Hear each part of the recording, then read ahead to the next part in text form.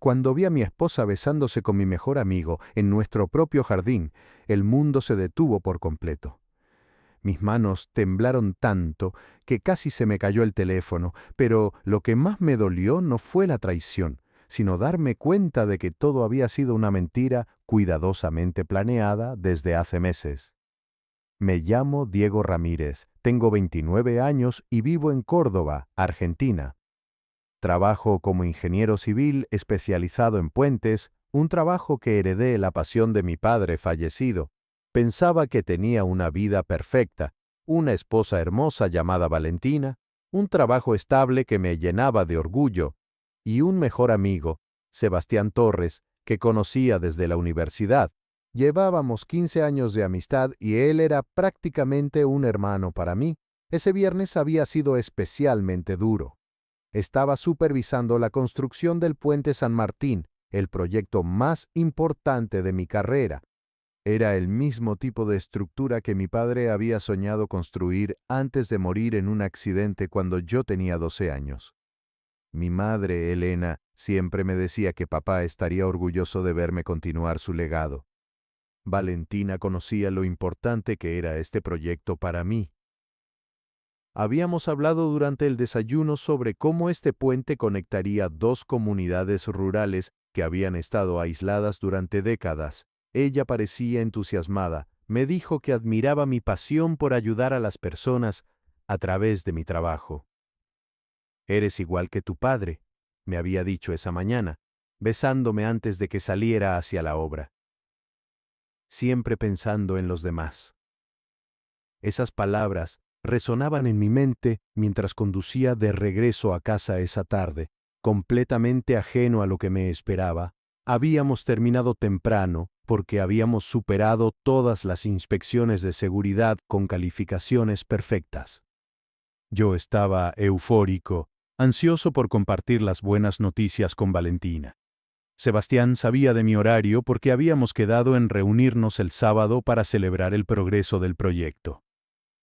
Desde la universidad, él siempre había sido mi confidente, el primero en escuchar mis triunfos y fracasos. Cuando decidí especializarme en ingeniería civil siguiendo los pasos de mi padre, Sebastián fue quien me animó a perseguir ese sueño.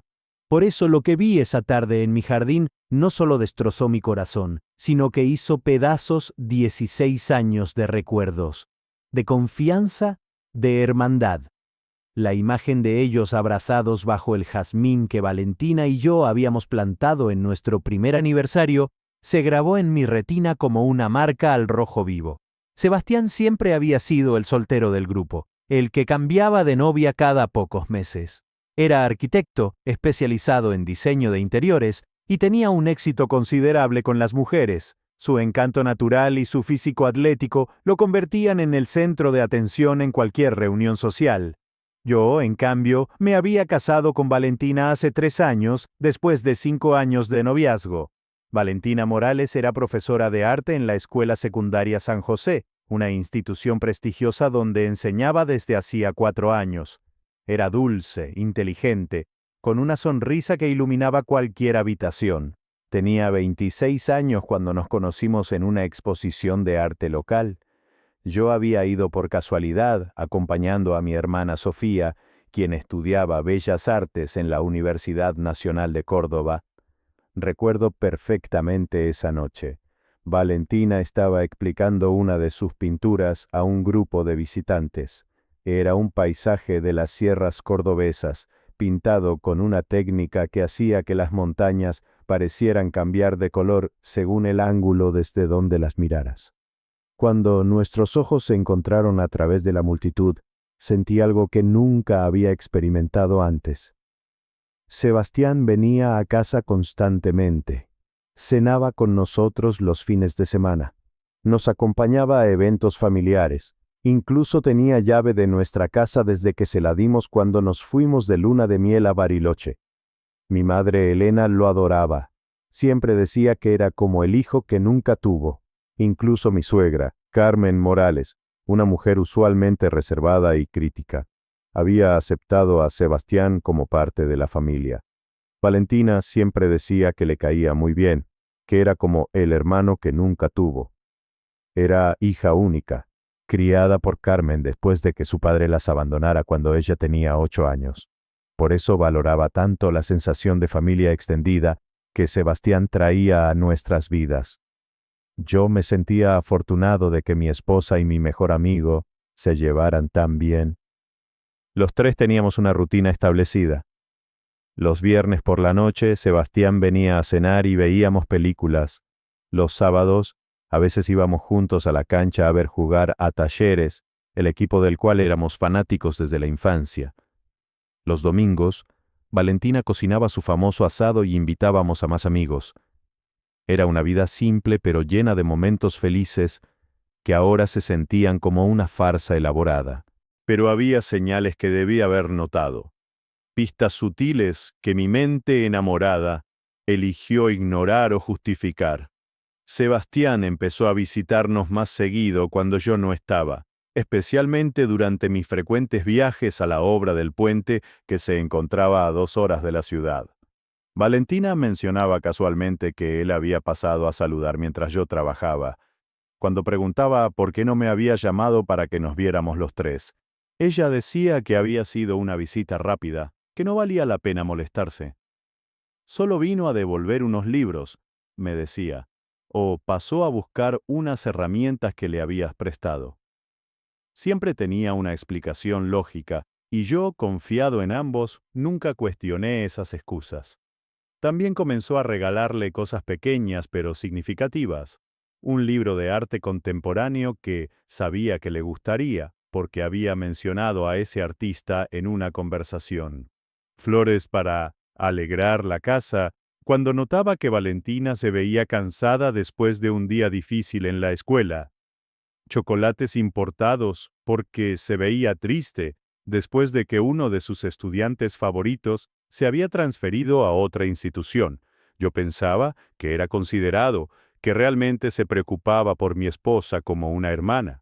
Incluso, si lo agradecía, le decía lo afortunado que me sentía de tener un amigo que cuidara de mi familia cuando yo no podía estar presente. Ahora me doy cuenta de lo ingenuo que sonaba, de cómo mi gratitud debe haber alimentado su ego y su sensación de poder sobre la situación. Las cosas empezaron a cambiar sutilmente en nuestra dinámica matrimonial. Valentina se volvió más distante conmigo, no físicamente al principio, sino emocionalmente. Siempre estaba ocupada con su teléfono, escribiendo mensajes con una sonrisa que yo no reconocía. Cuando le preguntaba con quién hablaba, decía que con amigas del trabajo o su hermana adoptiva María, quien vivía en Buenos Aires y con quien supuestamente había restablecido contacto recientemente. Empezó a salir más seguido, supuestamente con sus colegas profesoras para reuniones pedagógicas nocturnas o eventos culturales. Regresaba tarde y cansada, con excusas sobre conferencias que se habían extendido más de lo esperado o cenas con supervisores educativos. Como su trabajo requería participación en actividades extracurriculares, nunca cuestioné estas ausencias, pero lo que más me inquietaba era cómo había cambiado su comportamiento íntimo. Antes éramos muy cariñosos, siempre nos buscábamos para abrazos espontáneos y conversaciones profundas. Gradualmente, esos momentos se volvieron menos frecuentes, reemplazados por besos mecánicos en la mejilla y conversaciones superficiales sobre el clima o las noticias. Sebastián también actuaba extraño, pero de manera diferente. Cuando los tres estábamos juntos, él y Valentina intercambiaban miradas que no entendía, miradas cargadas de significado que me excluían completamente. Desarrollaron bromas internas que no captaba, referencias a conversaciones que aparentemente habían tenido sin mí. Había una tensión en el aire que no sabía explicar, como si compartieran un secreto emocionante que yo no podía entender. Durante nuestras cenas de los viernes, Sebastián había comenzado a sentarse al lado de Valentina en lugar de frente a ella como solía hacer. Decía que así podía ver mejor la televisión, pero yo notaba cómo sus brazos se rozaban accidentalmente cuando pasaban los platos, cómo ella se reía un poco más fuerte de sus chistes, cómo él se ofrecía siempre a ayudarla en la cocina mientras yo recogía la mesa. También había cambiado su manera de hablar sobre su vida amorosa. Antes me contaba sobre sus citas, me pedía consejos sobre cómo manejar a las mujeres que conocía, pero en los últimos meses se había vuelto más reservado, más misterioso. Cuando le preguntaba si estaba saliendo con alguien, sonreía de manera enigmática y decía que las cosas buenas llegaban a quienes sabían esperar. El punto de quiebre llegó un viernes por la tarde que cambiaría mi vida para siempre. Ese día había sido particularmente estresante en la obra del Puente San Martín. Habíamos tenido problemas con uno de los pilares debido a que la empresa de cimientos había usado una mezcla incorrecta de concreto. Mi supervisor, el ingeniero Roberto Castillo, un hombre de 55 años con 30 años de experiencia, estaba furioso porque esto podría retrasar el proyecto por semanas. Diego, necesito que te quedes hasta tarde revisando todos los planos estructurales, me había dicho. Tenemos que presentar un informe completo al ministerio el lunes y no podemos permitirnos más errores. Le avisé a Valentina que llegaría después de las 9, posiblemente más tarde, dependiendo de cuántos cálculos tuviera que revisar. Sebastián sabía que estaría trabajando hasta tarde porque habíamos hablado esa mañana cuando me llamó para confirmar nuestros planes del fin de semana. Le había contado sobre el problema del concreto y cómo esto afectaría mi horario. Él se había mostrado comprensivo. Incluso se había ofrecido a acompañar a Valentina al cine si se sentía sola. Pero a las 6 de la tarde, milagrosamente, Roberto recibió una llamada del laboratorio de materiales. La nueva empresa de análisis había trabajado durante el fin de semana y confirmó que el concreto, aunque no ideal, estaba dentro de los parámetros aceptables de seguridad. El proyecto podía continuar sin retrasos significativos. «Excelente noticia, Diego», me dijo Roberto con una sonrisa de alivio. «Puedes irte temprano hoy. Te has ganado un descanso después de toda esta tensión». Decidí sorprender a Valentina llegando temprano. Tal vez podríamos cenar juntos en ese restaurante italiano, La Toscana, que tanto le gustaba, y donde habíamos tenido nuestra primera cita hace 8 años. Durante el trayecto a casa, me detuve en la florería de doña Mercedes, una señora de 70 años que conocía a mi familia desde que era niño. Compré un ramo de rosas rojas, las flores favoritas de Valentina, pensando en cómo se iluminaría su rostro cuando me viera llegar temprano con su sorpresa favorita. ¿Ocasión especial, Diego?, me preguntó doña Mercedes mientras envolvía las flores con papel celofán decorado. No, solo quiero consentir a mi esposa, le respondí, sintiendo esa calidez en el pecho que siempre experimentaba cuando pensaba en hacer feliz a Valentina. Cuando llegué a nuestro barrio residencial, el Cerro de las Rosas, noté inmediatamente el auto de Sebastián estacionado en nuestra entrada. Era un Volkswagen Vento azul que habíamos ayudado a elegir juntos el año anterior cuando su viejo Fiat finalmente se había rendido. No me pareció extraño al principio. Probablemente había venido a vernos, o tal vez había tenido problemas con algún cliente y necesitaba desahogarse, algo que hacía frecuentemente. Nuestra casa era una construcción de 2 plantas que Valentina y yo habíamos diseñado juntos durante nuestro segundo año de matrimonio. Tenía un jardín trasero amplio donde habíamos plantado jazmines, rosas y un pequeño huerto de hierbas aromáticas que Valentina usaba para cocinar. Era nuestro santuario, el lugar donde habíamos planeado criar a nuestros futuros hijos y envejecer juntos. Decidí entrar por la puerta trasera, como solía hacer cuando traía sorpresas, para poder dejar las flores en la cocina y aparecer inesperadamente en la sala. Pero cuando abrí la puerta del jardín trasero y caminé por el sendero de piedras que yo mismo había instalado, los vi. Allí estaban, bajo el jazmín que Valentina y yo habíamos plantado en nuestro primer aniversario, abrazados en una posición que no dejaba lugar a dudas. Sebastián tenía sus manos en la cintura de mi esposa, y ella tenía los brazos alrededor de su cuello. Se besaban con una pasión que yo creía que solo reservaba para mí, con una intimidad que hablaba de encuentros previos, de una relación que claramente no era nueva. Mi mundo se derrumbó en ese instante. Las rosas se me cayeron de las manos, y el sonido del papel celofán al tocar el suelo pareció ensordecedor en el silencio de mi corazón roto. No podía moverme, no podía respirar. Era como si mi cuerpo hubiera olvidado cómo funcionar. Los vi separarse lentamente y escuché a Sebastián decir con una voz llena de ternura que nunca le había oído usar: «Pronto podremos estar juntos para siempre, mi amor. Diego nunca se va a enterar de nada. Es demasiado confiado, demasiado ingenuo». Valentina respondió, acariciando su rostro con una delicadeza que me dolió más que cualquier golpe físico.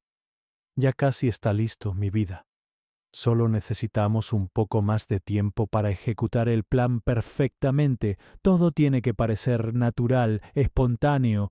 Esas palabras me golpearon como una bofetada. No solo me estaban traicionando, sino que habían estado planificando esta traición. Había un plan que involucraba manipularme, engañarme de manera sistemática. La mujer que creía conocer mejor que a mí mismo era una completa extraña. Salí de la casa sin hacer ruido, caminando como un zombi hacia mi auto. Mis manos temblaban tanto que tardé varios intentos en lograr encender el motor. Manejé sin rumbo por las calles de Córdoba durante horas, deteniéndome ocasionalmente en lugares que habían sido significativos para nosotros tres. Pasé por el bar donde Sebastián y yo solíamos ir a ver fútbol los domingos, por el parque donde Valentina y yo habíamos tenido nuestro primer picnic, por la universidad donde los tres nos habíamos conocido. Cada lugar ahora se sentía contaminado, envenenado por la mentira que había estado viviendo. Me pregunté cuánto tiempo llevaba pasando esto. ¿Meses? ¿Años? ¿Habían estado riéndose de mí en secreto todo este tiempo? ¿Había sido yo el único que no se daba cuenta de lo que era obvio para todos los demás?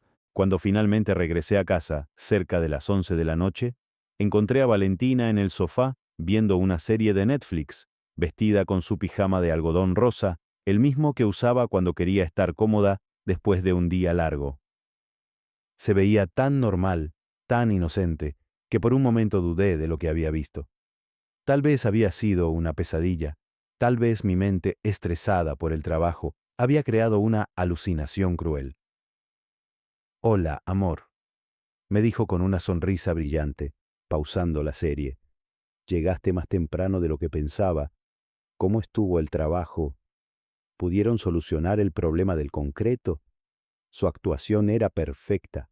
No había nerviosismo en su voz, no había culpa en sus ojos. Respondía a mis preguntas sobre su día con la naturalidad de siempre. Me dijo que había pasado la tarde corrigiendo exámenes de sus estudiantes de tercer año, que había visto algunas series mientras preparaba la cena que había guardado para mí en el refrigerador. Sebastián no estaba, por supuesto. Cuando pregunté si había venido a visitarnos, ella me miró con expresión confundida y me dijo que no había visto a nadie en todo el día. Durante los siguientes días observé todo con nuevos ojos, como si viera a través de un filtro diferente que revelaba detalles que antes había pasado por alto. Cada mensaje que Valentina recibía en su teléfono, cada llamada que contestaba en privado, cada vez que se disculpaba para ir al baño con el celular en la mano. Todo adquirió un significado siniestro que antes había ignorado por completo. Sebastián siguió viniendo a casa normalmente, actuando como el amigo de siempre. Pero ahora yo veía las miradas que intercambiaban cuando pensaban que no los observaba, los roces casuales cuando se pasaban objetos, las sonrisas cómplices cuando hacían referencias que supuestamente yo no entendería. Era como ver una obra de teatro donde yo era el único que no conocía el guión. El martes por la noche, mientras Valentina se duchaba, noté que había dejado su teléfono en la mesita de noche. Era la primera vez en semanas que no lo llevaba consigo al baño. Mi corazón se aceleró mientras luchaba contra mi conciencia. Nunca había violado la privacidad de mi esposa. Siempre había respetado sus espacios personales. Pero las circunstancias habían cambiado drásticamente. Decidí que necesitaba evidencia antes de confrontarlos. No podía acusarlos basándome solo en lo que había visto una vez. Necesitaba pruebas concretas, irrefutables. Con manos temblorosas, tomé el teléfono e instalé discretamente una aplicación de seguimiento que mi colega Roberto me había recomendado una vez para monitorear el teléfono de trabajo de su hijo adolescente. Aproveché que conocía su contraseña porque nunca habíamos tenido secretos entre nosotros. O eso pensaba. Su código era la fecha de nuestro primer beso, 1508, el 15 de agosto de hace 8 años. La ironía de usar esa fecha para espiar su infidelidad no se me escapó. Lo que descubrí en los siguientes días me destrozó completamente. Había meses de mensajes entre ellos, conversaciones que revelaban una intimidad emocional y física que me excluyó por completo. Planes para encontrarse en hoteles de la ciudad cuando yo estaba trabajando, declaraciones de amor que eran más apasionadas que las que ella y yo habíamos intercambiado en años. Pero lo peor fue leer los planes específicos que tenían para mí. No era solo una aventura impulsiva, era una estrategia cuidadosamente orquestada para destruir mi vida y justificar su relación. Sebastián había estado documentando mis horarios, mis rutinas, mis debilidades emocionales. Valentina había estado tomando notas sobre mis reacciones, mis miedos, las cosas que más me herirían. En uno de los mensajes más dolorosos, Sebastián escribía: Diego es tan predecible, siempre llega a casa a la misma hora, siempre confía en nosotros sin hacer preguntas. Es casi demasiado fácil manipularlo. A veces siento pena por él, pero luego pienso en ti y esa pena desaparece. Valentina había respondido: No sientas pena. Él se ha vuelto aburrido, rutinario.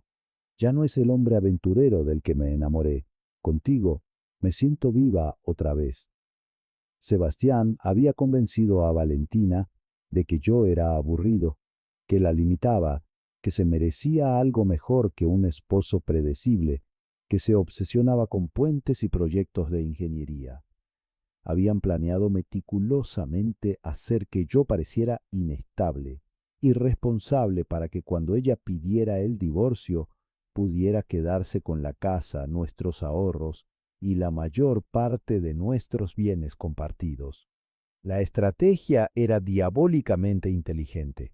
Sebastián había estado saboteando sutilmente mi reputación profesional, haciendo comentarios negativos sobre mi trabajo a colegas comunes. Le había dicho al ingeniero Carlos Mendoza, con quien ambos habíamos estudiado, que yo había estado bebiendo más de lo normal debido al estrés del proyecto del puente. A la arquitecta Laura Vega, quien trabajaba en proyectos gubernamentales, le había mencionado que me había visto actuando extraño en eventos sociales. Valentina, por su parte, había estado creando problemas artificiales en nuestro matrimonio. Provocaba peleas de la nada. Me hacía sentir culpable por trabajar tanto. Me acusaba de no prestar atención a sus necesidades emocionales. Luego documentaba estas discusiones como evidencia de que nuestro matrimonio estaba fallando por mis deficiencias como esposo. El plan maestro era que yo llegara a casa un día y los encontrara juntos por accidente. Que pareciera que su amor había surgido espontáneamente durante una crisis matrimonial, que no había nada que hacer porque el destino los había unido. Esperaban que yo me volviera loco de celos y hiciera algo violento o irracional, algo que pudieran usar legalmente en mi contra durante el proceso de divorcio. Pero había un problema en su plan perfecto. Yo ya los había visto y no había reaccionado como esperaban. No había gritado, no había hecho una escena, no había confrontado a ninguno de ellos. Esto los tenía nerviosos porque no podían predecir mi próximo movimiento. Así que decidieron cambiar la estrategia y acelerar el proceso. Una noche del miércoles siguiente, Sebastián vino a casa más temprano de lo usual. Valentina se veía nerviosa, inquieta, como si estuviera esperando que algo importante sucediera. Durante la cena, que consistió en milanesas con puré de papas, uno de los platos favoritos de Sebastián, él comenzó a actuar de manera inusual.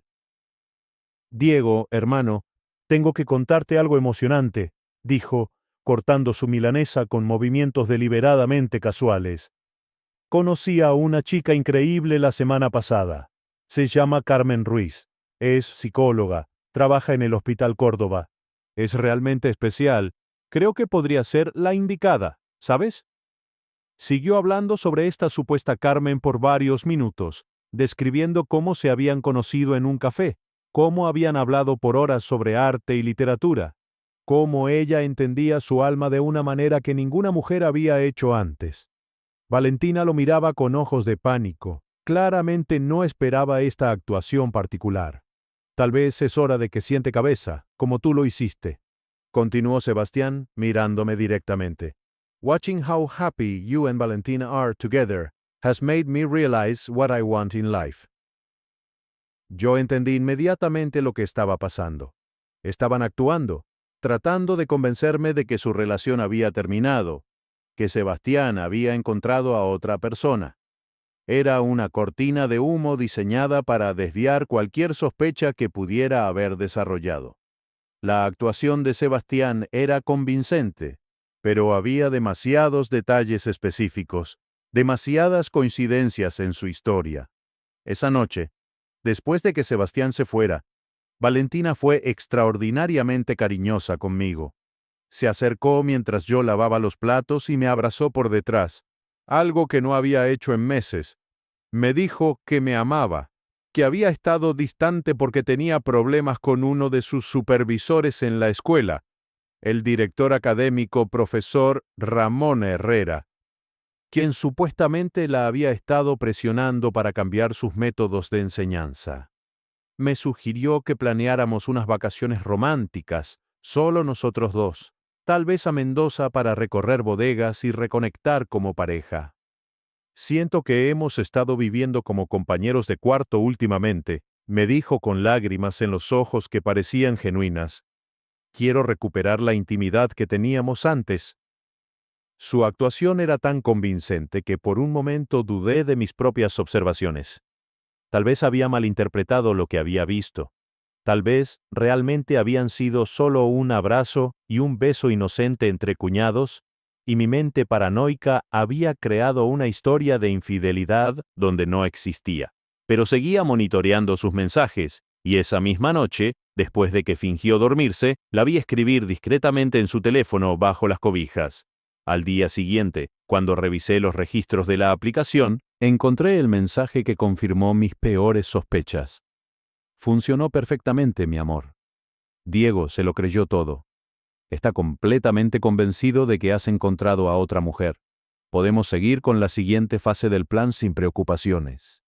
La respuesta de Sebastián fue igualmente reveladora. «Excelente. Mañana cuando esté en el trabajo ven a mi apartamento. Tenemos que revisar los documentos que conseguí del abogado Martín Torres, mi primo. Él me explicó exactamente cómo maximizar lo que puedes obtener en el divorcio».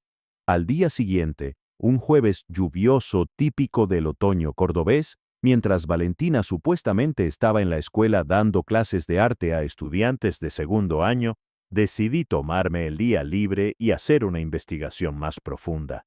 Llamé a mi supervisor Roberto y le dije que tenía una emergencia familiar que atender. Manejé hasta la escuela San José y hablé discretamente con la secretaria, señora Patricia Moreno, una mujer mayor que conocía a mi familia. Le pregunté por Valentina, diciendo que necesitaba entregarle unos documentos importantes. Patricia consultó el horario y me informó que Valentina había pedido el día libre por motivos médicos, una cita con un especialista que no podía reprogramar. Otra mentira. Mientras supuestamente estaba enferma y en citas médicas, estaba en el apartamento de Sebastián planificando mi destrucción. Regresé a casa y, por primera vez en nuestro matrimonio, decidí violar completamente la privacidad de mi esposa. Registré meticulosamente toda la casa, buscando evidencia física de su traición. En el fondo de su escritorio, Escondidas detrás de viejas cartas de su madre, encontré notas de amor escritas en la caligrafía elegante de Sebastián. Eran poemas dedicados a sus ojos, sus labios, su sonrisa, descripciones íntimas de encuentros que habían tenido en hoteles locales. En su closet, dentro de una caja de zapatos que supuestamente contenía recuerdos de la universidad, descubrí regalos de Sebastián que nunca había visto. Una pulsera de plata con un dije en forma de corazón, una bufanda de seda francesa, una primera edición de un libro de Pablo Neruda, con una dedicatoria que decía: «Para mi verdadero amor, la mujer que le dio significado a mi existencia». Pero lo que más me impactó fue encontrar un cuaderno pequeño, de tapas rojas, escondido entre sus libros de arte. Era un diario donde Valentina había documentado meticulosamente toda su relación con Sebastián y sus planes para nuestro divorcio. Había fechas específicas, estrategias detalladas, incluso había practicado diferentes versiones de cómo me pediría el divorcio para maximizar sus beneficios económicos. En una página fechada 3 semanas atrás, había escrito: «Diego es tan ingenuo, tan confiado. Nunca sospecha nada, incluso cuando las evidencias están frente a su cara. Sebastián tiene razón cuando dice que se merece lo que le va a pasar. Ha sido un esposo aburrido, predecible, obsesionado con su trabajo. Yo merezco pasión, aventura, un hombre que me haga sentir deseada».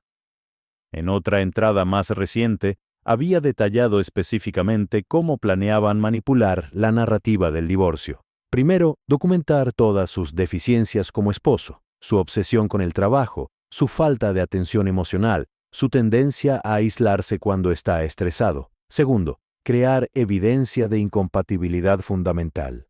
Provocar peleas sobre temas importantes como hijos, finanzas, planes futuros.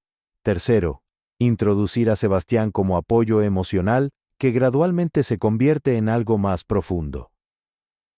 La última entrada me destrozó completamente. El plan está funcionando perfectamente.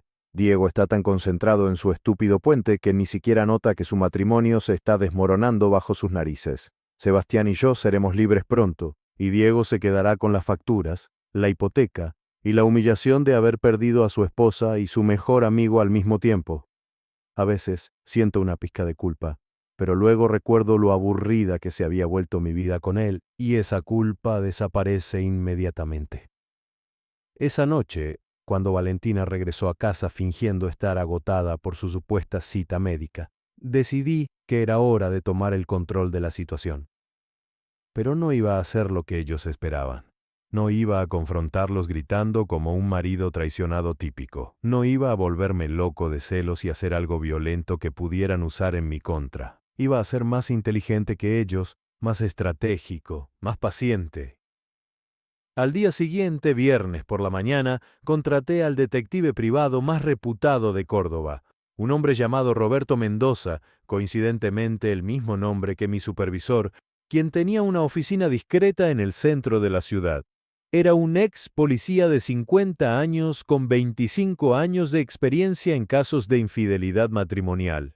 «Necesito documentación completa de las actividades de mi esposa y mi mejor amigo», le expliqué, entregándole fotos de ambos y toda la información relevante. Fechas, lugares, evidencia fotográfica, grabaciones si es posible. Dinero no es problema. También consulté con la abogada matrimonial más prestigiosa de la ciudad, la doctora Patricia Vázquez, una mujer de 40 años especializada en divorcios de alto perfil. Su oficina estaba ubicada en un rascacielos moderno del centro y su reputación por proteger los derechos de sus clientes era legendaria. «Con la evidencia que ya tiene», me dijo después de revisar los mensajes y las fotos que había tomado del cuaderno, «su esposa no solo no recibirá nada en el divorcio, sino que podría enfrentar cargos por conspiración para cometer fraude. Lo que han hecho constituye un intento sistemático de manipular el sistema legal para beneficio económico ilícito». Durante las siguientes 2 semanas, Roberto trabajó incansablemente. Me proporcionó un informe detallado con fotos de Sebastián y Valentina entrando y saliendo de hoteles boutique En diferentes barrios de Córdoba, restaurantes románticos donde se comportaban como una pareja establecida e incluso el apartamento secreto que Sebastián había alquilado en el barrio Nueva Córdoba específicamente para sus encuentros clandestinos. Las fotografías eran indiscutiblemente comprometedoras. Los mostraban besándose apasionadamente en el balcón del apartamento, abrazándose en restaurantes, caminando tomados de la mano por parques donde pensaban que nadie los conocería. Roberto había documentado al menos 15 encuentros diferentes durante un periodo de 10 días. Pero yo quería algo más que evidencia para un divorcio. Quería que experimentaran la misma traición, la misma humillación, la misma sensación de tener su mundo destruido que yo había experimentado. Quería justicia poética, no solo legal. Gracias por ver hasta el final. Espero que hayas disfrutado de esta historia. Si fue así, no dudes en dar like al video y compartirlo con tus amigos también. Suscríbete a nuestro canal y activa la campana de notificaciones para más historias fascinantes como esta. La lealtad, la traición y la redención son temas que nos tocan a todos de alguna manera. La historia de Manuel nos muestra que incluso en los momentos más oscuros podemos encontrar la fuerza para seguir adelante y reconstruir nuestra vida. Recuerda que cada semana subimos nuevas historias de vida real que te inspirarán, te sorprenderán y te harán reflexionar. Que tengas un excelente día y nos vemos en la próxima historia.